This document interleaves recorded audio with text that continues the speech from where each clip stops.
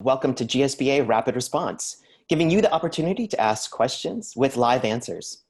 Today's immediate feedback comes directly from Lindsey T.H. Jackson, empowering people, leaders, and organizations to pursue and achieve their full potential. My name is Joey Chapman. I use he, him, his pronouns. I am the Membership Development Manager for GSBA, and I will be your rapid response moderator today. Along with fellow GSBA staff members tuning in, joining me today will be Torea Miller.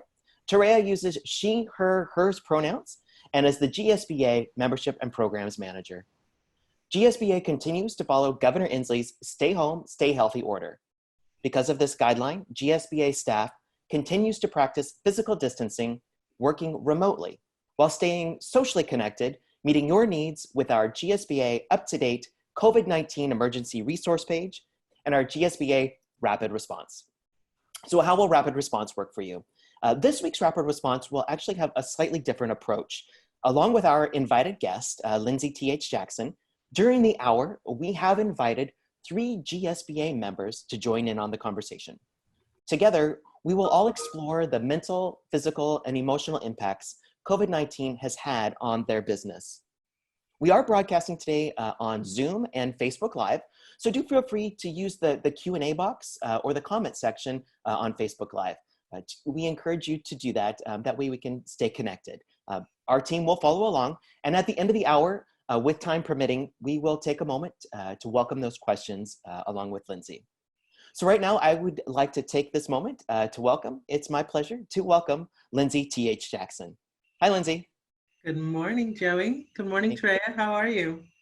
We're doing great. We're so happy to have you here today with us. Thank you for having me. It's our pleasure. It's our pleasure. Lindsey, we've noted that you have described yourself with several unique attributes: artist, storyteller, a social scientist, entrepreneur, just to name a few. We'd like to just to take a moment here and give our viewers a little bit of your story, if you don't mind. Sure.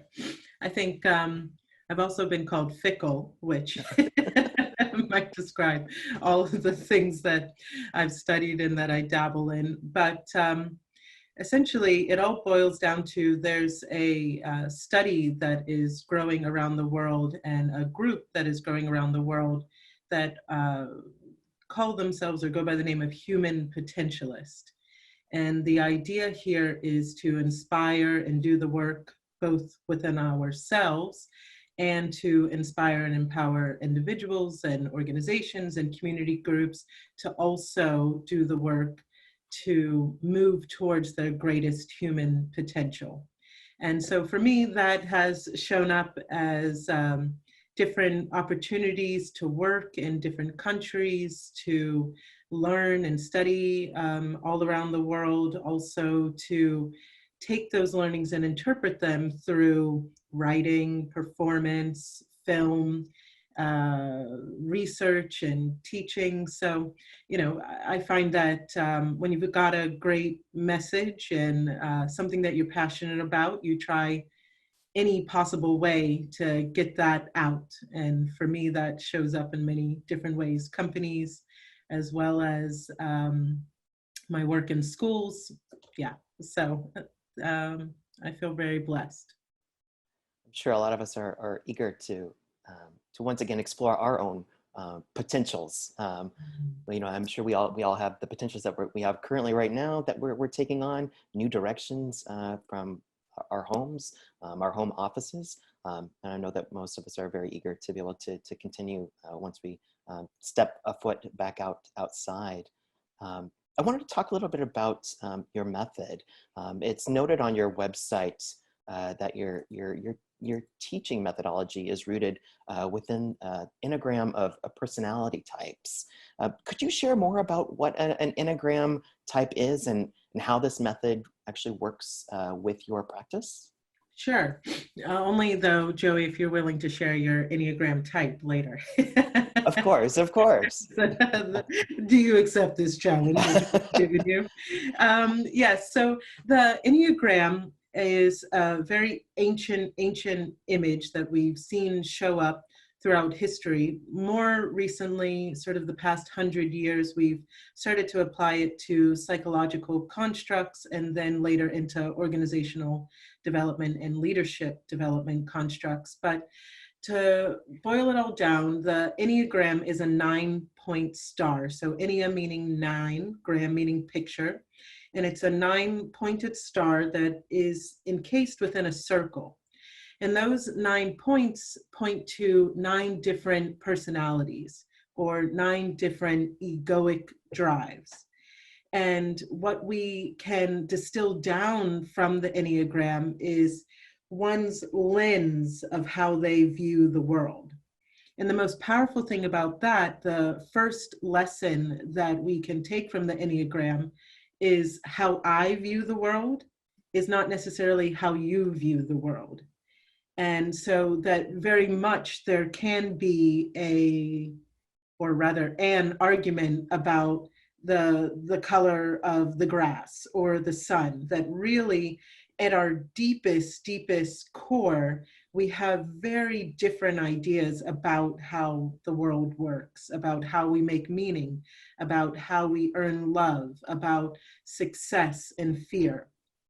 And so when we work with leaders or within organizations, we're first helping them realize that how they view the world is not necessarily how their team members view the world. And then how they view the world has also shaped some of the most empowering qualities of their company, but also it shapes the blind spots. The opportunities for development and growth are born out of their blind spots. And so what I always say, there are lots of typing modalities out there that we use in the organizational development world, but why I like the Enneagram is that the practice is about getting out of your type. It's not about saying, oh, okay, I am this type, and now that is my excuse for all the bad things that I do. Well, no, but it says there on that piece of paper that I got that I'm allowed to be mean to you because of XYZ. No, it doesn't work that way. The idea is to free yourself from type. Yeah, I think when we spoke prior to today, there was a bit of a being within a box and recognizing those personality types that may come along with yourself and owning them, but then, like you said, needing to break free from those constraints. I did take the test personally myself. I took a couple of them, and the type that popped out the most for me was number 2, helper. Yes. Yeah. So I totally agree with it. You want to tell us a little bit? I think Terea also could tell us a little bit about the helpers.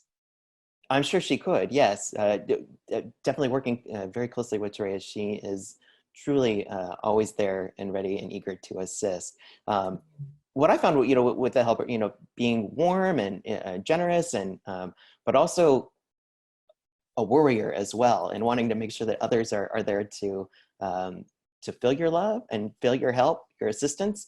But sometimes there's that neglect, I guess, on your own self. And I'm sure that Terea could speak on that as well, like making sure that everyone else is taken care of. It's an interesting, eye-opening when you take this test. I'm curious to know, with the different levels of the Enneagram, is there a typical number that folks fall under, or is it pretty much a rainbow of ideals? Definitely, that is a great question. It's definitely a rainbow. And I think one of the things that most people are surprised to learn is that although it's a 9-pointed star, it actually is representative of 54 different types. And one of the things that we're going to talk about today is the instincts. And I might be a type 2, but my instinctual energy can show up differently for the type 2s. So there are 3 different, and you'll have to forgive me, it is allergy season.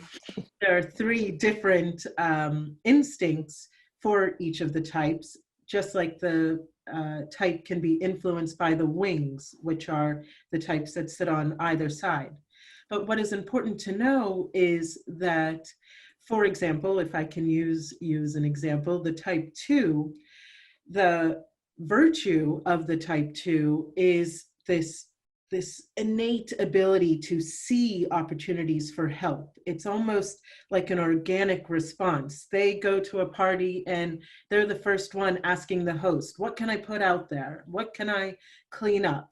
Their innate superpower is to see opportunities to help. It would make sense that we would have a lot of 2s working for the GSBA. That said, where, like you said, Joey, that can get into trouble is they're always helping everybody but themselves. Or they're always helping and their superpower is to see opportunities to help, but they assume that everybody else has that superpower. And so then they're very surprised when they do not receive help on the same level, right? And this can show up in work. This also shows up a lot in relationships. Right? You hear the type 2 say, well, but I'm always giving. I give everything to them and they never give to me on the same level. Well, then the other types, when they learn this, they go, I literally didn't see that you needed help. You never seem to need help. You always seem to be taking care of everything by yourself. It didn't even occur to me that you needed help. And when we look at a moment like this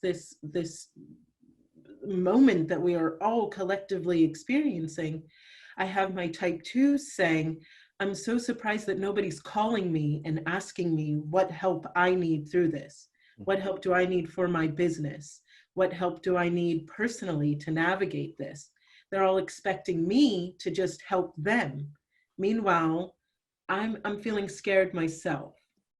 Is that making sense? Yeah, it's definitely, it's just your own perspective versus others' perspectives on how life is going. And I just keep going back to that, you know, recognizing what your own personality type is, and being able to break free from those barriers and those walls.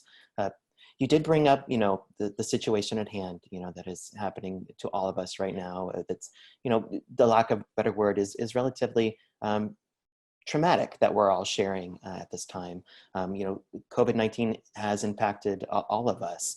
The mental, the physical, the emotional impact, you know, it's very much felt sort of like the stages of grief. And I'm wondering if you agree with that analogy, and if that sort of emotional process that we typically do with grief translates accordingly with the situation we have right now with COVID-19. Absolutely. Absolutely. And even more so, my experience is in the last week to week and a half. I think that at first, you know, the first 3 to 4 weeks, there was a sort of rapid response through the stages of grief, which, you know, as we move through despair and denial and we get to an element of acceptance, that it seemed as though, oh, I can accept this for, you know, 2 or 3 weeks. But now as we start to enter into this 5th or 6th week, it seems as though many individuals are going around it again as the ramifications really start to settle in. And as we start to think of the aftermath that's going to play out in the 6, 12, 18 months once we return, now I feel that we're really starting to deal with the grief. And I think today some of our panelists are going to be sharing what that is really feeling like, having to accept the long-term changes that they are going to have to apply in their companies.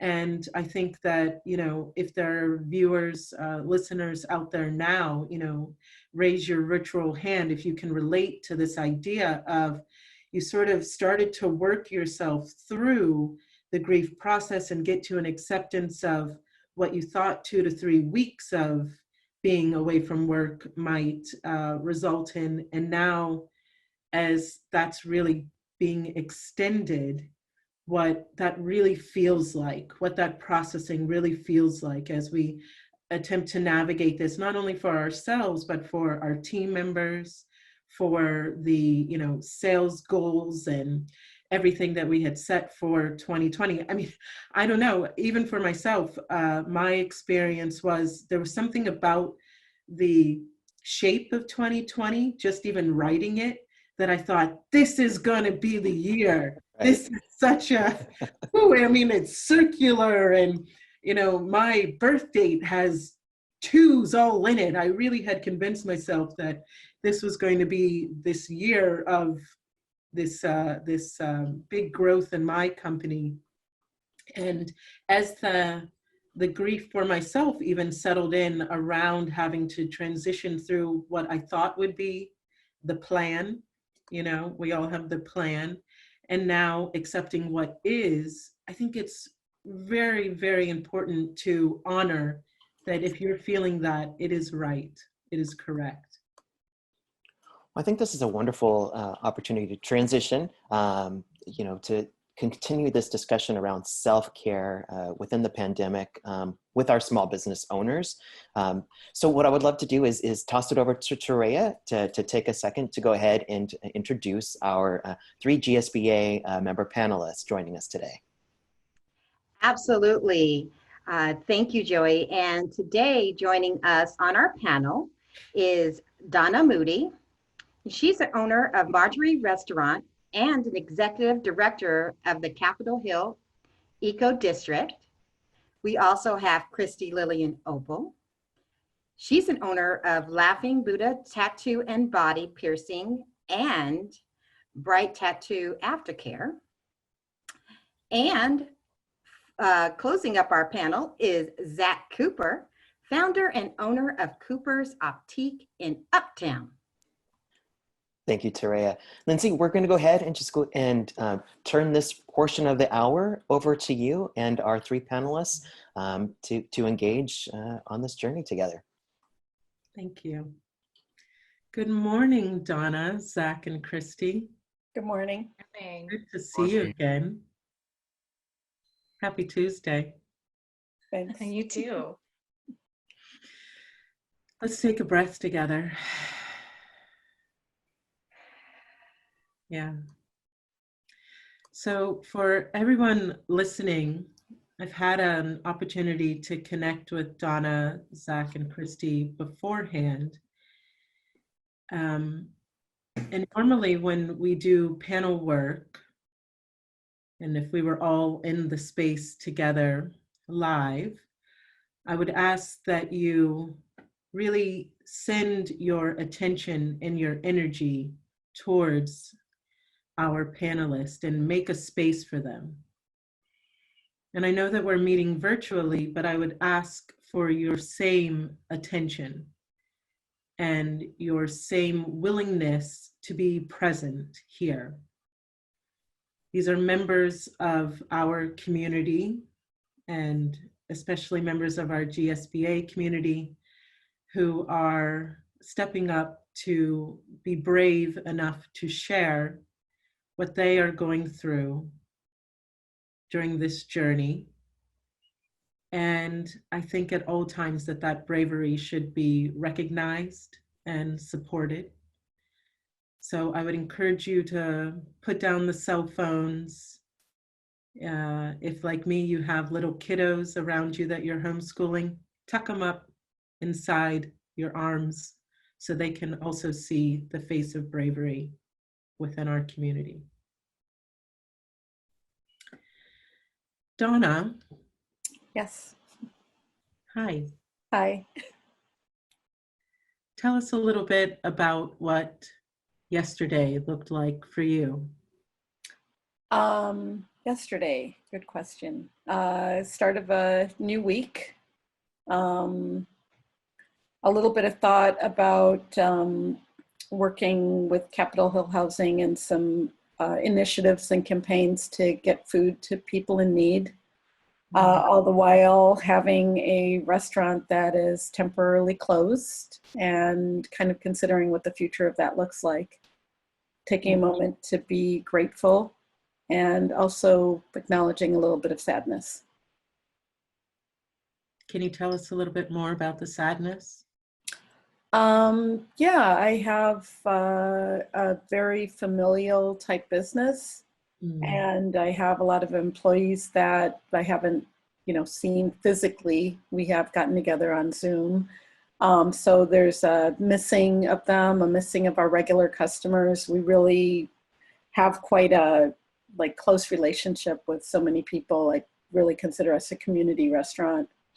And just kind of having a sense of that loss and being very unsure of what the future of it looks like. Like the idea of restarting, but not being able to have physical closeness for something that we've created around a physical closeness. Yes. I myself am missing your jerk chicken, so I can relate. Thank you. What was the experience of having to make the decision to close the restaurant, although you might say that it was kind of made for you, but then of having to share it with your team members? I think in many ways, there's been a little bit of a buffer by how rapidly things have happened and how out of control of the decision-making process I felt. So I feel like we have just been kind of pushed to act and feel later. And that's how a lot of it has been happening for me. It's just very methodical. Like, we are closing today. We're going to make some meals for families in need with our food that we have, and we will talk next week. And then next week you realize we'll talk via Zoom. And the week after you realize that you need to organize everyone getting together just to kind of give people a little sense of connection and processing kind of after actions have been taken. I haven't had your exact experience, but can you relate to the feeling of not liking to feel out of control? It's in some ways huge, and it's also in some ways a very important lesson. And I feel in many ways very open and willing to accept that lesson right now. In fact, I feel that so many people are in the same boat, that I have less fear about what the future holds, and I have more of a sense of camaraderie and a sense of I'm okay waiting to hear what's next, because I don't know. The information isn't out there, so it's not a lack of my effort that causes me not to know, and it's not a lack of a willingness to make efforts to change everything. It is so completely out of my hands that I just need to kind of relax and let this pass and really only act when my action has a purpose or can do something. And so tell me, what has relaxing felt like? What does that look like for you? I'm really curious to learn as much as I possibly can right now. So I've been just kind of eating up information, reading, taking like online classes, and just taking a little time. Like, I think the restaurant in general puts you out of balance. So it's been really nice for me actually to put that in the background. And I've always been community engaged, but being able to focus on that and actually eating 3 meals a day, cooking, exercising, and learning has been kind of fulfilling to me. And staying surprisingly connected with friends through Zoom and phone calls. This is interesting because what I'm hearing is that your relaxing is actually quite active. Yes. And that's interesting because I wonder, can anybody else, Zach or Christy, can you relate to not being so active or feeling like not getting out of bed and then guilting yourself for not being so active? Yeah, I have been working on my store for over a year, and I've been in the middle of a build out, and we were less than a month away from getting ready to open. So I was constantly with designers and builders and everything else, and this happened. And at first I was still gung-ho, like every day pushing forward. And I think last week it hit me, and one day I was like, I'm Netflixing it today, and I didn't get out of bed. And at the end of the day, I was like, crap, I got nothing done. And I struggled with it. Like the next day, I think I overcompensated, and then I was actively doing as much as I could because I felt bad about the next day. And then I still, like, to this day struggle, but I wake up and I'm just like, give yourself grace to like not do it. Everybody's in the same boat right now. Not everybody's going to be 9 to 5, 8 hours of production. And I don't think anybody should be expected to be. I've come to accept that I'm just going to have a couple of days here and there where I just don't do anything. Mm-hmm. And so where does the guilt come from? I've always been a doer, and I feed off the energy of interacting with people and face-to-face with people. I have a 4-year-old daughter too, so it's this constant, I'm just used to always doing it. And that is how I thrive, is accomplishing goals and my morning to-do list and checking everyone off at the end of the day. And I get my gold star for myself. So I thrive off that. So, but this is my biggest goal during this, is to look at the positives of what I've gotten out of all this. My store's not open yet and I'm not where I wanted to be, but I've gotten so much more time with my daughter and my husband that we were always constantly going, always. And it's just made us realize, like, take a step back, because I'm still doing everything I need to do, but I have given myself more grace to realize that, like, my house doesn't need to be perfectly clean. I should be playing a board game with my daughter. And I never had that mentality. I always had my priorities I thought were correct. And I'm just seeing what's really more important. So to me, it's a blessing. That's the one thing I've gotten out of this, is just helped me kind of ground myself and say, like, not important, can be done later. So I appreciate it out of that.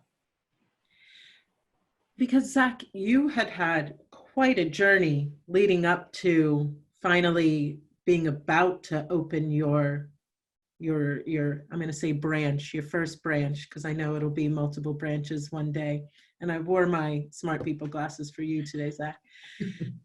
Can you tell us about that journey that was so long in the making to being about to launch? Yeah, I'm going to get emotional. So, so I actually have been in the optical industry for almost 10 years. 5 years ago, I was like, it's time to do this on my own. I want to have my store. I've got a really good following. People have really connected, and I've had people that have just followed me wherever I've gone, and I've gotten the encouragement. So we started working on a business plan and really building my dream. My husband and I, prior to doing this, decided we wanted to adopt. So we started the process. We got approved on a Monday, and we were kind of just dabbling into talking to agencies. We said, we're just going to wait, let it go organically for a few months and see what happens. The next day we got a call. So this is the second day of being able to adopt, and we got a little girl that day. So I quit my job, drove down to Oregon, and we picked up our daughter. And so I've been stay at home for a few years. But right after we adopted my daughter, I was diagnosed with end-stage kidney failure. So I was immediately put on dialysis. So we moved back to Nebraska to be closer to my family to help out with our daughter, while my husband was working full-time. I got really sick there. My body stopped responding to dialysis. So my husband ended up donating a kidney to me. And it was really like our second chance. And so we moved back to Seattle right away, and feeling better a year later, and decided I was going to go apply for jobs. And my husband told me I wasn't allowed to. So he pushed me to do this again. And that was a year ago. And here we are. So we, it's been a journey. So I was like at that finish line. We were supposed to open on May 2nd. So we were there, like, that was the biggest kind of struggle. And now it's just, again, had we opened, I would have just been on to the next. But I've had this like month to reconnect with my life before I jump into my next big project. So it's still a struggle because even like construction's allowed now. So I'm like, okay, let's get going. I'm ready to like, let's get my store. But I'm also like, nope, like all my builders and my contractors and everybody that's helping me with this, they need time to go back into this too. It's hard not to get into the self-absorbed mindset where it's like, now it's about me, let's get my stuff done. Cause I got to realize there's other people going through this process and they've had time off and now they're getting back into this. So it's this like pull, give and pull kind of relationship right now.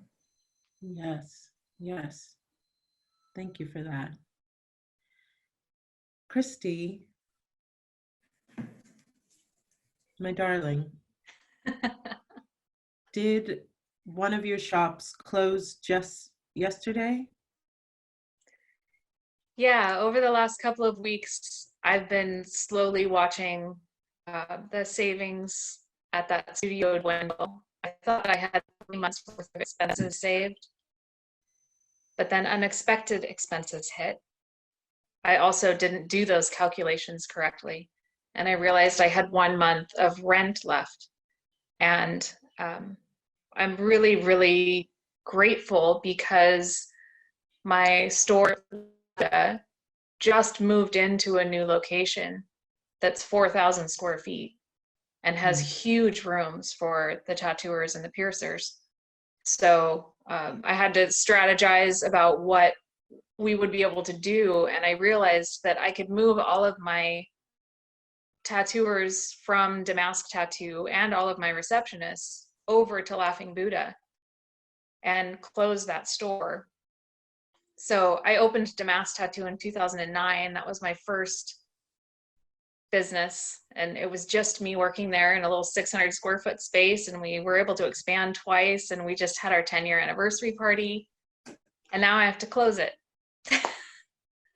So it's been excruciating. And it's been a really, really, really difficult decision to make in the midst of the COVID-19 crisis. So I was already extremely afraid of the future. And then in the middle of that, had to realize that I had to close my first store. So the big silver lining is that all of my people have been really, really accepting of that. There was the initial shock that I saw on their face through Zoom. I wanted to be in the same room with them so badly. So I saw that shock, and then really quickly after that, within minutes, I started to see excitement, and they started to express excitement from both stores, from Damask and from Laughing Buddha, where everybody was like, oh my gosh. And then they all just kind of switched to, oh, this is going to be so cool. And I was just overwhelmed with gratitude at their acceptance of that. And I got off the call and I was immediately getting texts from a bunch of people that I work with saying, are you okay? What can we do for you? And they're literally Amazoning me food.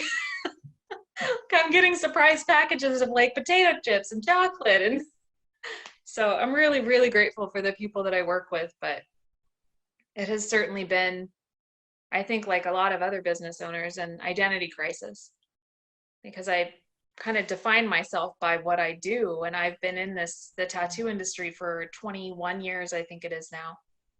I mean, we literally wear our jobs on our bodies. We're covered in tattoos and piercings. Like, this is who we are. And I think a lot of business owners can relate to that.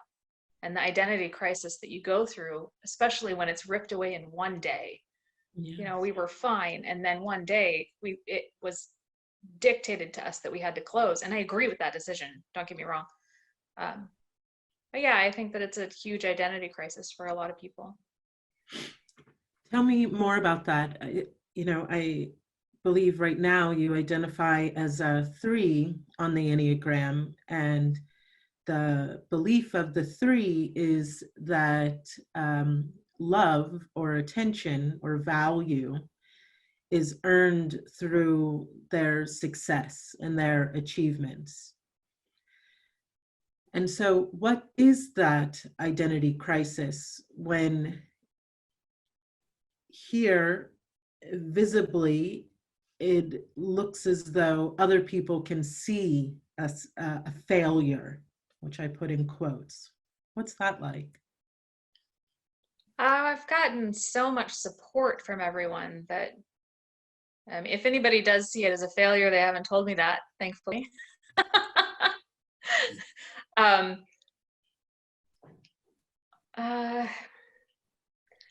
think that all along in the last 10 years of being a business owner and adding new studios, I have 3 studios and an aftercare product.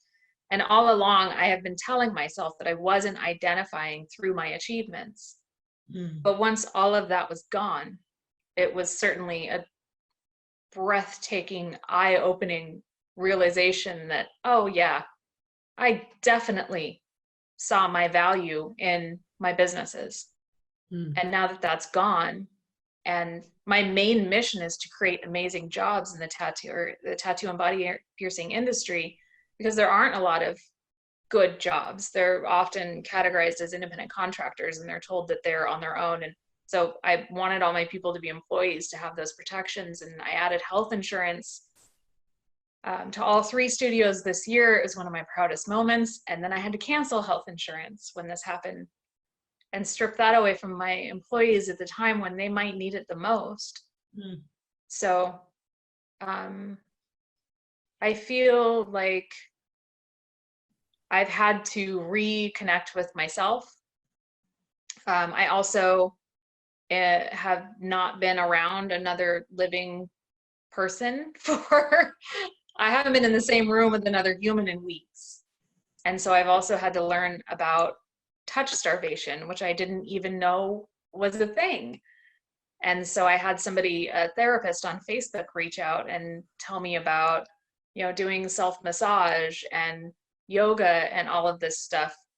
So it's just, it's extremely overwhelming, all happening at once.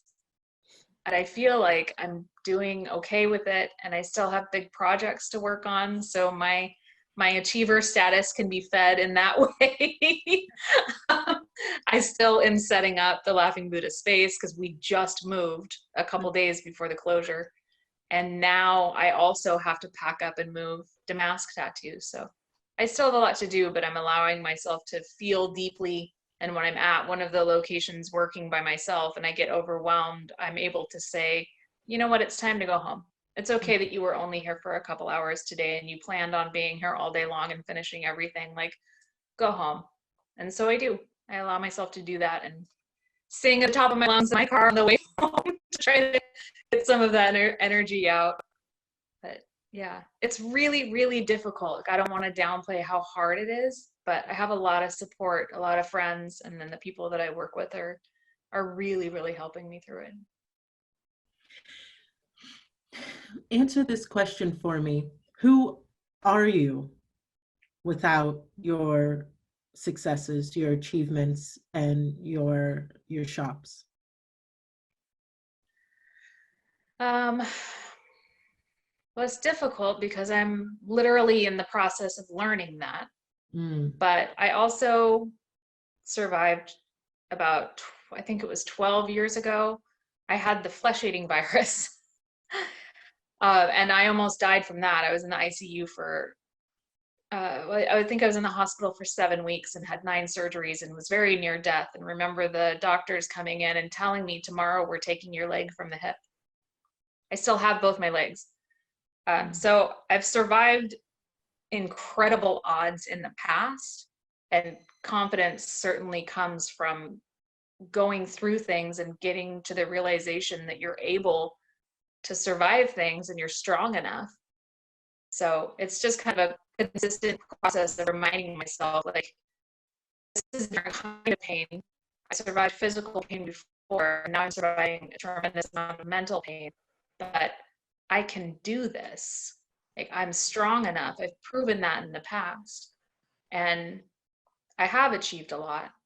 And this is something that I tell myself regularly when I'm going through difficult things, or when my friends are going through difficult things, is like, this is going to be a great chapter in your book. Yeah. You know, like you can't have an interesting story if it's all sunshine. You have to have hard times. And the only way that we can become really, really strong and really, really centered in our identities, I think, is to go through a lot of really, really difficult things. And this is one of those. And it's going to be in the past someday, and we'll be able to write it into our stories. And we all have this shared experience too, that we can tell stories about to each other, you know. Yes. Oh, I love that. One of the things that we learn about how different humans respond to crises is about the different ways that we innately respond through our instinctual response patterns. And there are sort of three common ones. One we call a self-preservation. And so this might be the person who, in hearing about what was coming, was the first to the store to get toilet paper and beans. And they were just stocking up their already existing underground fortress that they have. The second one is more of a one-to-one response, and they immediately go to this connection with their most intimate. So normally it might start with a partner or a parent, and then if they're also children, it might revolve around them. But for them, as long as they're most intimate or are safe, then they can create safety for themselves. The other is through a social response.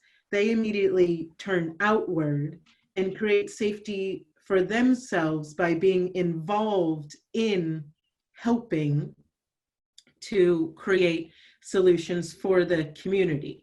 But each of these are all ways of creating safety for the individual. A self-preservation response, I'm creating safety for myself. One-to-one, I'm creating safety for myself by being connected to my intimate, or I'm creating safety for myself by being connected to the group and creating a very clear space for myself in the group. Can any of you relate to one of those responses and to being a little bit judgmental of other people's response? Yeah, I think I'd like to say I don't fall into one of those categories. When this first happened, I think I was kind of like business as always, and that was my way to cope with it, was just keep moving forward until I have no option. It wasn't until about like a week after shutdown. First off, we went to Nebraska early on to visit my parents and stuff. And when we heard about the shutdown, my husband and I are like, we need to be in Seattle. Like, we own businesses and we are part of this community, and to cop out and just go somewhere where it's safer wasn't what we felt was true to ourselves. So we came back and we said, we're going to endure it with all of our friends and our family that's here. And we're just going to be a part of this process because that's what we wanted to be. It took me a while. My husband had to keep saying, like, Zach, you need to worry about yourself. Like, you have no immune system. You have diabetes. You have asthma. Like, you are super triple threat high risk. Like, you've got to worry about yourself. So then I just instantly went into one-on-one. So then it was just, okay, it's my husband, it's my daughter. Like, I'm going to focus on what I can do, and that's the safety in my house. And then I think once I got to that comfort zone, that's when I started going to the group and saying, like, where can I connect with people without physically being out and volunteering at food banks or whatever. So that's where I started kind of wrapping my company in and doing fundraisers and trying to raise money and do donations for like a local shelter that's housing homeless people here. So I feel like now I'm getting all my buckets. All three of those are kind of, I'm finding my ways to take care of myself. I'm building the relationships one-on-one with my husband and my daughter, but then I'm also still reaching out. So I think I'm finding a good balance. So I'd like to say I'm just a little bit of everything. A little speckle of all. Yep. Yes, Donna or Christy, can you relate at all?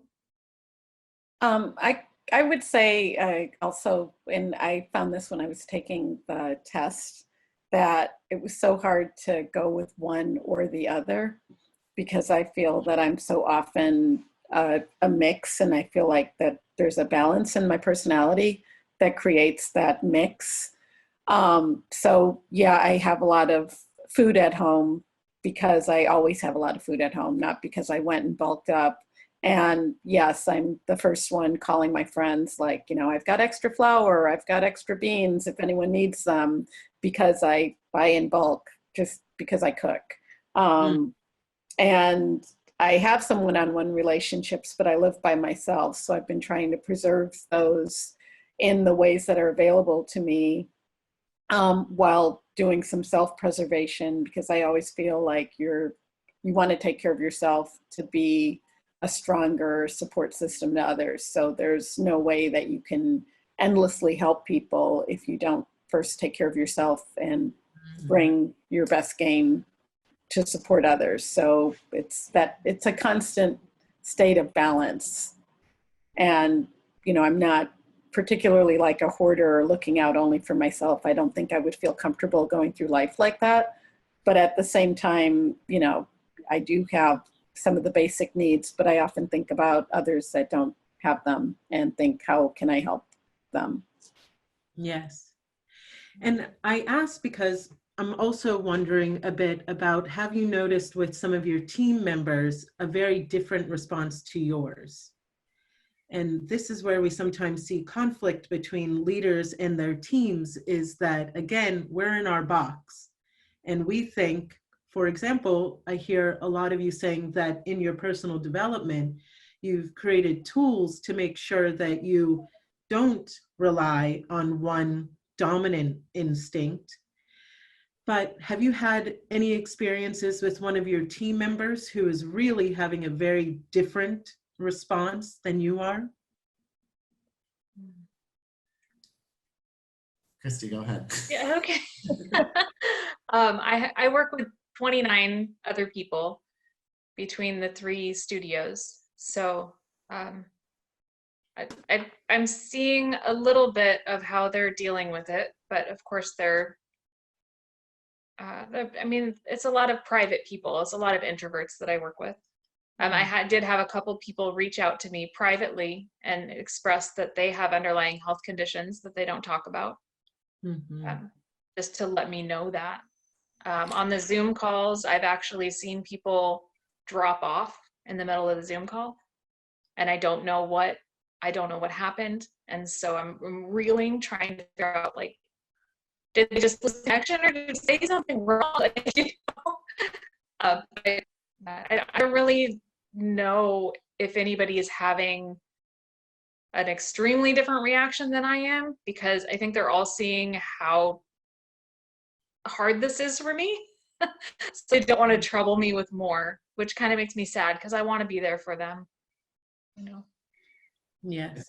One of my struggles at the beginning, once I came to terms with kind of how things were, I found myself like being this like stay-at-home advocate all of a sudden, where like I'd be on like a Facebook group and I'd see somebody advertising to do something. I'm like, that's not essential. Like, why are you doing it? But I was doing it because of my situation with my health and everything. And I'm like, I've got to like reel it in, because everybody's trying to make it. Everybody has their own baggage they're carrying with this, and they're trying to survive in their own way. And like, it's not for me to judge or police or anything else. And so I just had to say, like, I'm going to control my environment and my reaction to this, and do my best. And like, I just, as something as simple as just like walking the waterfront, and I'm walking my dog, and I'm like, there's 7 people walking together. They're not supposed to be. And I'm just like, why? Like, this isn't about me. Everybody is doing their way to get through this. So I've really had to just like pause and not react, and just kind of appreciate and understand everybody's way to adapt to this. Donna, did you have a thought on that? I think my observations might be kind of almost societal, because I have been seeing like large group behavior just in the way I've been staying connected. And I would say for the most part, nothing has been surprising. The people that are deeply rooted in community and are active and responsive to the needs of members of their community have risen to the occasion and have gone above and beyond. And I've watched just business-minded people, sometimes masked in a way of saying that they're offering to help. Like as a restaurant, I can't tell you how many emails I've received with a new service to help make your pickup and carry out and delivery go more smoothly.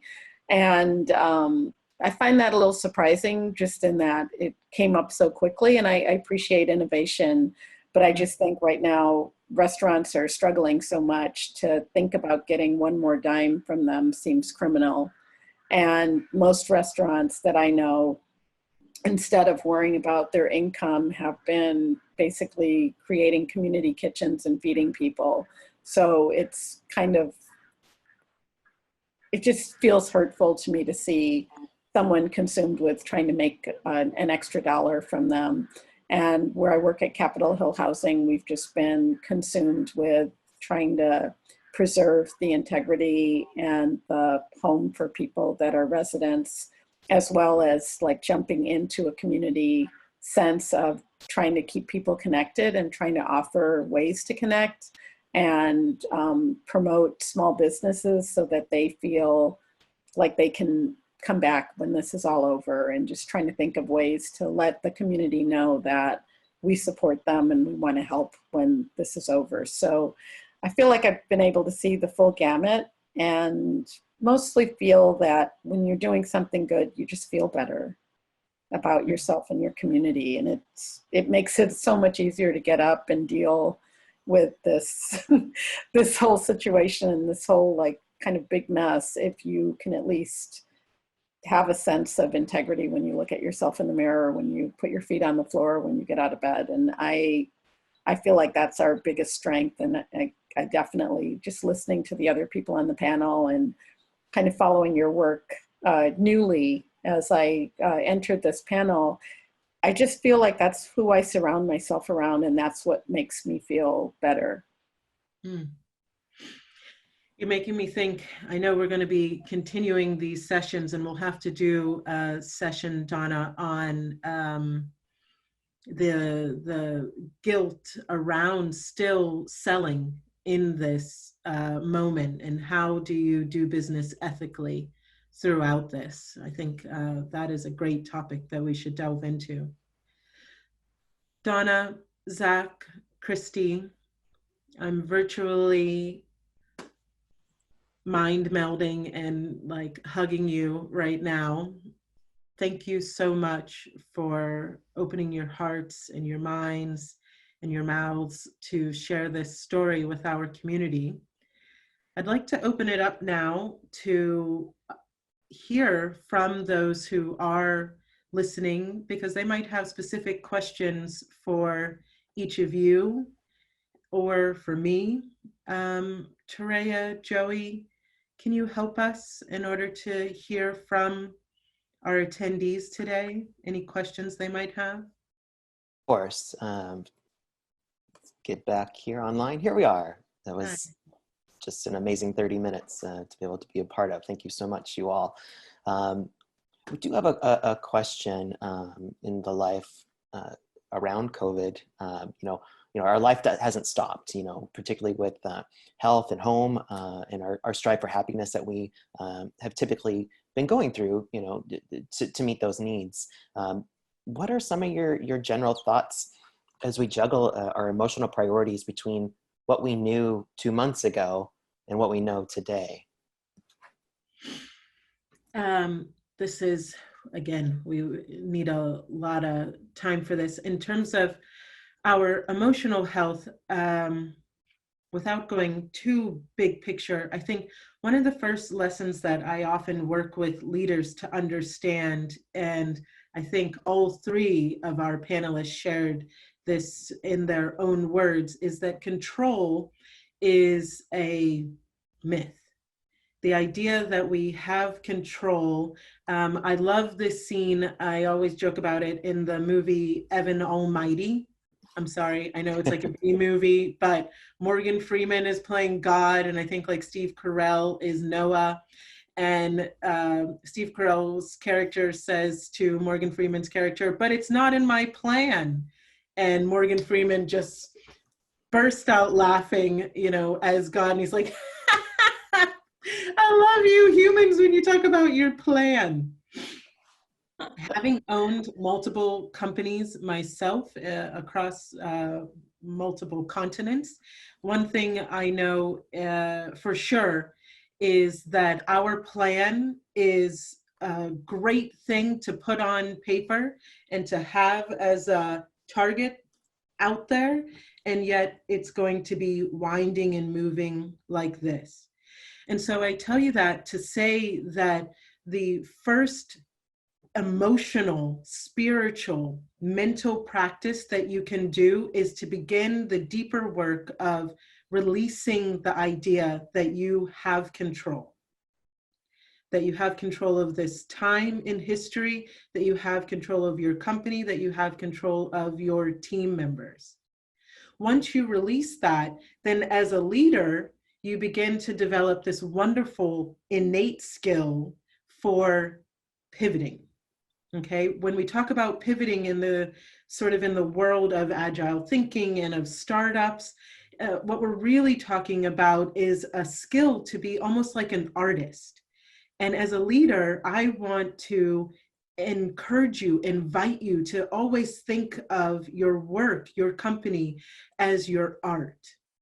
And as the canvas changes, the field upon which you are painting changes, so the medium, the tools that you draw, the materials that you use change. But that's only when you embrace the idea that you never had control in the first place.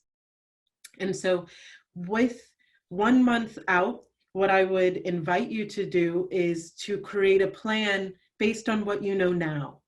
Based on what I know now, this is my plan for the next month. But on the side of that, you put, and if it goes this way, this is what I might do. If it goes that way, this is what I might do. Okay. And then in a month's time, we'll have more information. And so you'll say, now it's a month later, this is what worked. This is what we did in terms of our customer development exercise. We researched, we asked our customers what they wanted, what a good pivot might look like. And so here's our new plan. And here's all the contingencies around that plan. So in, again, trying to find a little bit of lemonade in this, I think we should all be having cocktails by now, right? But that this is a great opportunity to start developing your own skills around setting plans, mapping out contingencies, because for myself as a business owner, I'll admit to you, there were many businesses that I got up and going with a very rough business plan sketched out on like a napkin. And I was like, I'm just gonna make it work. It'll be fine. It'll be fine. I'm just gonna, why should you give me this money? Because I'm smart, right? But there were no contingencies in that plan. There was no idea of pivots. There were no added infrastructure in that. Take this time now to just develop yourself as a leader and start being able to expand your idea of what is possible. Because if there's one thing I know about you, question asking person, is that you have within you a capacity for artistic thinking that is beyond your greatest dreams. Curious, it's been noted that anxiety is thinking about the future, and depression is of the past. With anxiety, do you feel like this creating a plan will help manage anxiety? First, I'm going to admit to you that when we're talking about anxiety and depression, we have some I tread lightly with my language. So I'm going to slow down first. So yes, okay, we tend to think about anxiety as forward thinking. I'm going to use the word melancholy instead in terms of thinking about past thinking. As we first embrace the idea that our thoughts are always valid, one, and transient, two. The opportunity for growth around melancholy and anxiety is when we attach to those feelings or those thoughts as though they are now my identity, for lack of a better word. In our culture, we have such a fear in itself around anxiety, around melancholy. And so Zach shared this very eloquently, that he was feeling run down. We know that there's a lot of science out right now that is just really so wonderful that we're now getting words for it around emotional fatigue. And so he was feeling emotionally fatigued, and so he went to his bed. But then because of that, he woke up next day feeling guilty about that. We often have that same experience with anxiety and with melancholy, that we feel that we're not supposed to feel anxiety, that we're not supposed to experience melancholic stages. And so then the anxiety and the melancholy get drawn out. And so we go through these two extremes of the feeling of anxiety and then the melancholy for feeling the anxiety. And that begins a cycle that we beat ourselves up against. In the middle of that is the place where plan making can happen. In the middle of that is where I embrace that neither should I be addicted to happiness. We live in a happiness culture in America. I'm neither addicted to the idea that I should be always feeling happy and the absence of anxiety and melancholy, or that if I'm not feeling happy, then I must be feeling anxiety and melancholy. Those two extremes are not actually where the center is or where being present is. In the center is the acceptance that those emotions will flow freely. And so when making your plan, I say all that to say that when making your plan, you are going to sit down and start writing, or if you're like me, I'm a vision board person. And then you're going to allow, oh, wow, here come all my feelings of anxiety. Thank you, anxiety feelings. You remind me that I'm alive. You remind me that I have the capacity to think about things that I've learned in the past and apply that now here in the present. And I'm going to take these anxiety feelings for a walk. I'm going to take these anxiety feelings into the kitchen and cook. I'm going to take these anxiety feelings and go have a nap. And then you'll return to your plan. And then while you're making your plan, you'll go, there's the depression and melancholy. Because what I noticed in making my plan is I may not be able to bring all my team members back in month 1. I may not be able to bring them all back in month 2.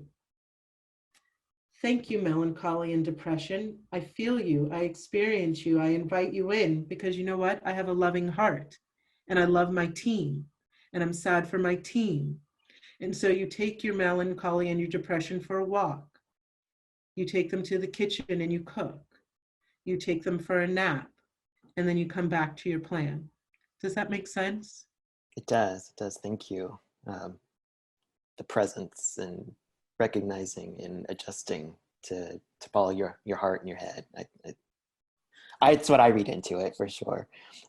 Lindsey, we are at the top of the hour.